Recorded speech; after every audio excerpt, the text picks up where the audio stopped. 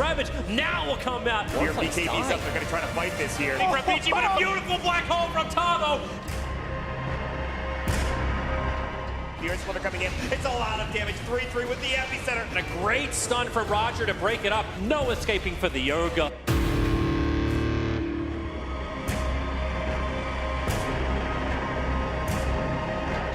The epicenter tips. It's on to 2. They've got the kill. The Sanity. War Sponge comes in. They're going to try to commit to a fight. They play Ravage. It's on the Raven. He's in trouble. Triple kill for Salad. They're fountain diving. An ultra kill. These are barracks open. We've got 20 seconds. Let's do this, boys. Mugi's just breaking the mold, man. He did the same thing last game. All these times you're like, okay, you're supposed to die right now. He's in some trouble. Evil Geniuses is losing the whole kit caboodle. Miracle is still alive through all of this, and GG, well played. Evil Geniuses, they're on the run and they're going down. Optic. They're on death's door right now in this tournament. They're like, they GG out. It's over. There's nothing they can do.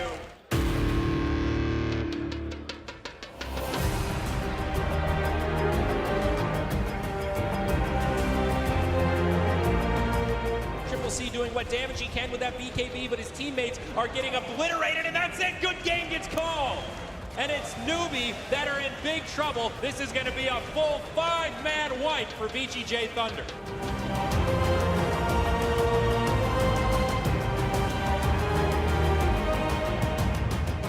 We're battling inside the base, and Mind Control is stranded outside. Pasha can't do anything. They've lost no 1-2. There's just nothing in the tank for Virtus Pro.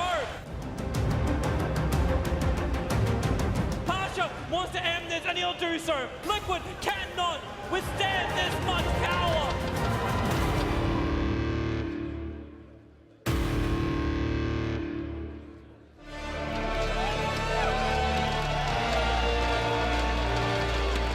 The story of the Bucharest Major has reached its final chapter. And these 5 players want to have the last word. They have gone through hell and back. They fought like they have never done it before. And somehow, their master plan brought them just one step away from the trophy. Through limitless courage, distinguished skill, and amazing teamwork, they made the crowd go crazy. But now, they have to show the world that even legends crumble. The stage is set, and there is no going back. For them, now, this is the only game that really matters.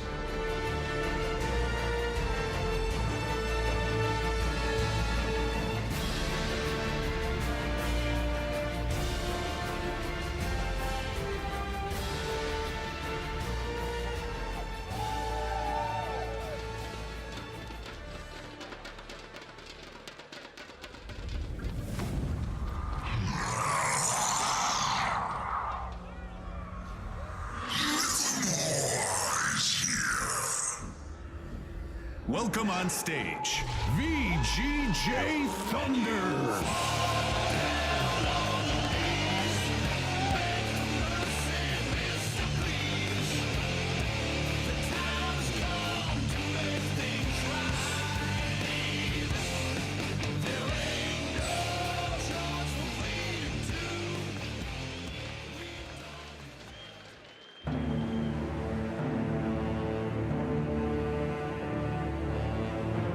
Many teams had the dream of reaching this moment.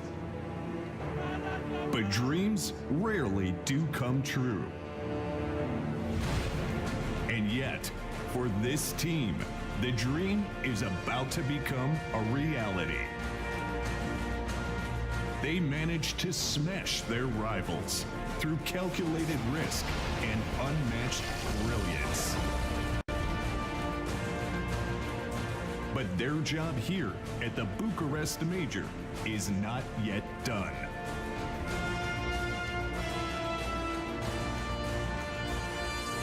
Now, It is time for them to go beyond expectations and surpass their last standing opponents.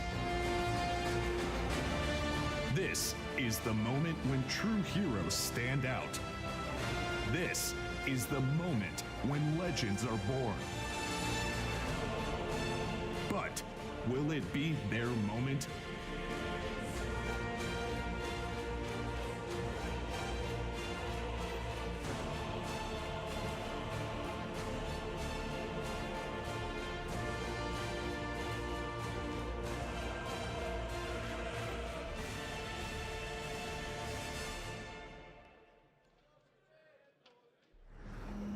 Those souls were not yours to claim, Shadow Fiend. Welcome on stage, Virtus Pro.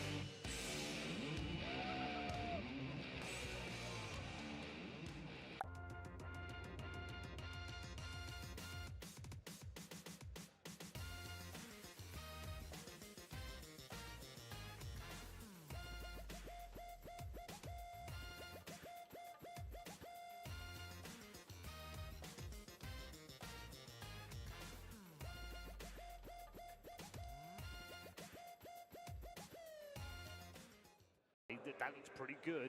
And we said during the draft, didn't we, Suns fan, have they got a plan? Do they come into this thinking, yeah, we know how to deal with this? Yeah, I think they just gave up too much for VP, right? Because like Purge is talking about, VP likes to play really fast, and you give them the best, I feel like the best early game team ever. You got Juggernaut, Tiny, Gyro, all kind of snowball heroes in Northern Garden. You have a literal snowball hero in Tusk setting up these ganks, and it didn't start well, and that's when it gets really scary, especially when you're playing against a team of that caliber. I think that's just based on the heroes they picked. When you have a Tusk as well as a Tiny in the offlane, both are very survivable. Both are very good to continue attacking. And Luna is a strong laning contributor as a carry, but she's not the same as something like a Gyro who can output tons of damage and can also lane well. So if they pressure her and they keep her busy like that, they can just limit her ability to collect farm. And if she does die a little bit more often, which VP should be confident because they're so good, then it's just going to impact her ability to even get close to carrying the game. That was a great example here, Kevin, as well. The fact that they were able to break up the fights. They were able to take fights where it was always 3v1 or 4v1. There was never any 5-man VGJ clump-ups that they had to deal with. That's partly the Phantom Lancer pick as well. The hero just doesn't contribute that much in the early game. Obviously, survivable on lane, and that's one of the things VGJ was concerned about, was making sure that their matchup wasn't too bad. So maybe it was draft-related, but that hero definitely takes a while to come online. Even though it is good against Gyro in the late game, didn't matter, didn't even get close to that. I mean, a bit early for the second draft yet, we've still got a little bit of time, Shannon, but you've got to look at both sides thinking, well, VP don't care about the Luna, but VGJ definitely care about that Gyro. Yeah, I think we might see the ban.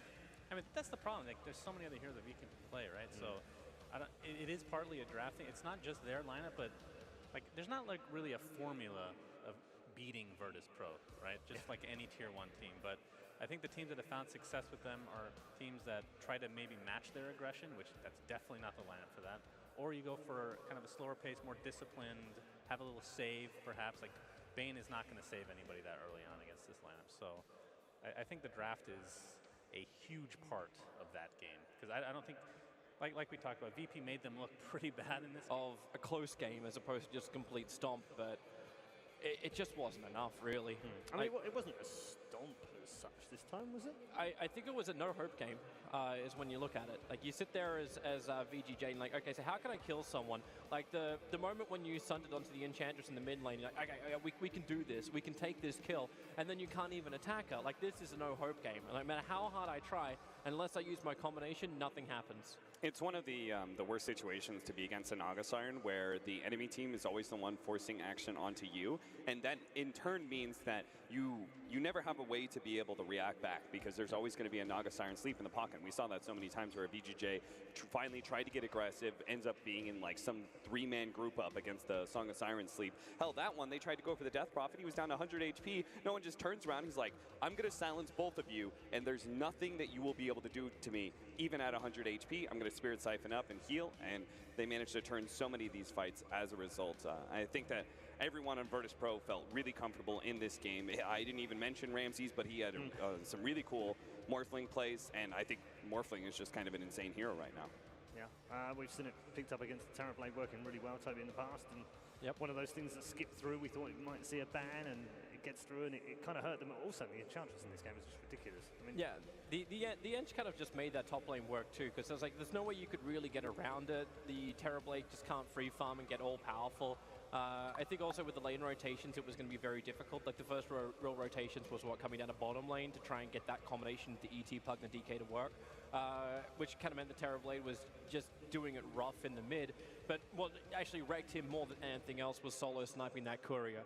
Like when he lost that healing salve, he had to walk back to base. He was levels behind, and there was just no real recovery to come from that, because the rotations into the other lanes were already having their own problems. So there just wasn't enough resources on the map for VGJ Thunder.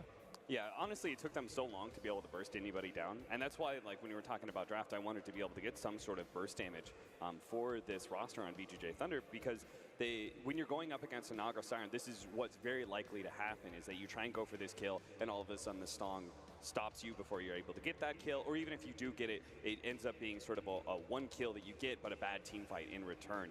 And you see the way the Enchantress just tore through in this last fight, tore through a Dragonite, tore through the Terrorblade as well.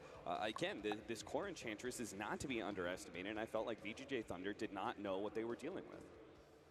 Virtus Pro celebrating inside the booth. Not massive celebrations in there, it has to be said. But there's your smile. It's kind of another day at the office, right? We're just getting our job done.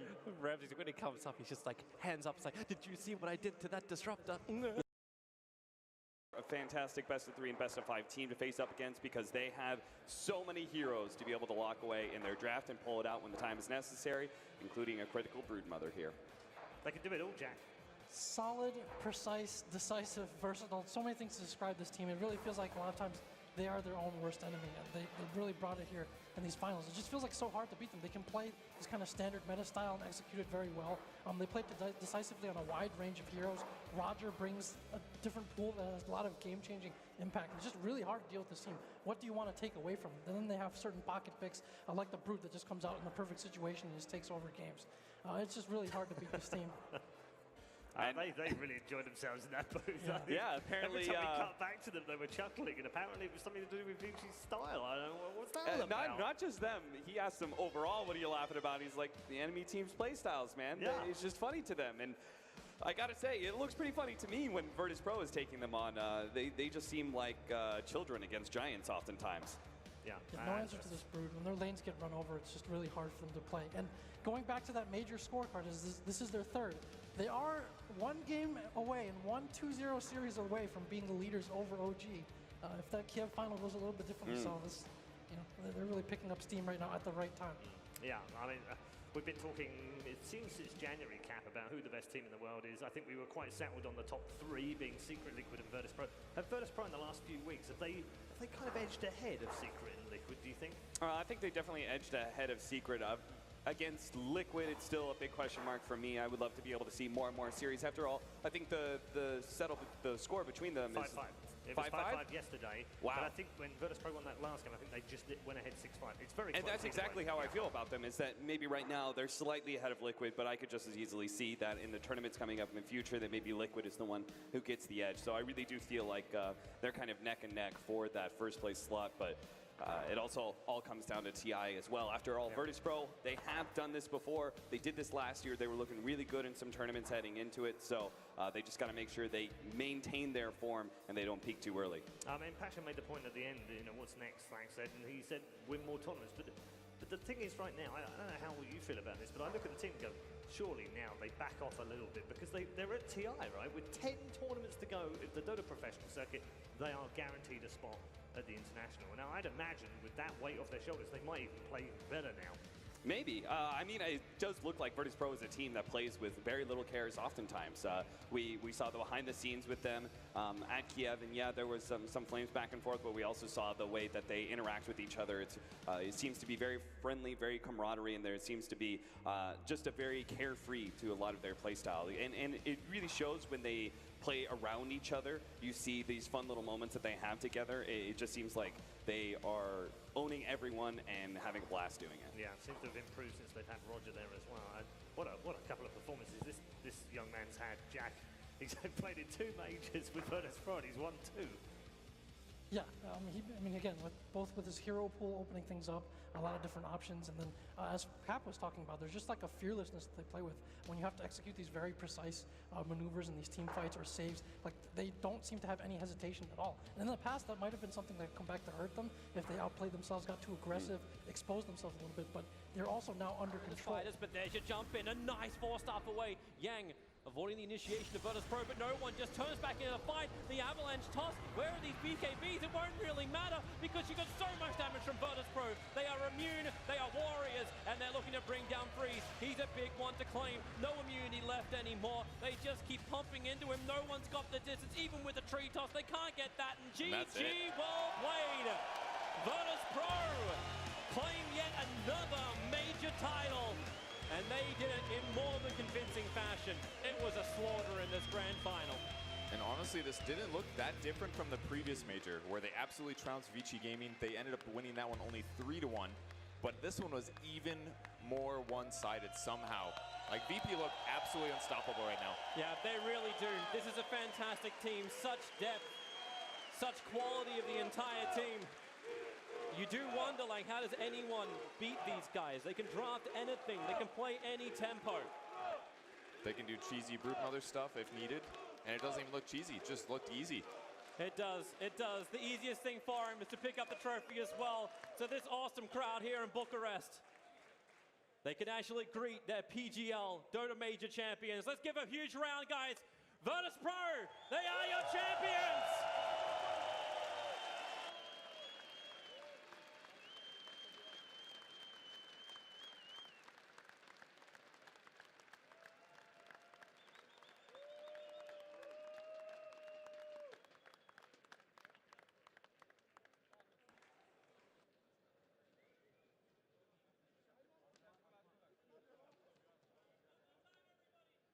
One more time, it's Virtus Pro.